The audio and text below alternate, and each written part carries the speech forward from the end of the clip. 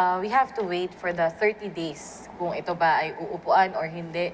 Basta pag walang aksyon ng presidente, after 30 days, it's good as approved. Tingin ko lang kasi marami nagtatanong sa FB tsaka sa mga messages na kay Pangulo na ba daw at ilang araw daw. Well, wala ho kami masabi kasi wala namang nag-a-announce. Pero alam niyo, a few days after ng bicameral conference report, It will be submitted, syempre. duty-bound ang Kamara na ibigay na. So I'm Yes. sure nasa Pangulo na pinapakompute sa akin yung 30 days. Huwag na natin i-pressure Pangulo. Basta sinabi lang natin on or before, before siguro mag-convene ng next Congress, lalabas yan. Maaring mamaya, maaring next week, di ba? Hindi natin masasabi. Kasi pinag-aaralan pa yan, dumadaan yan sa maraming legal department sa Malacanang.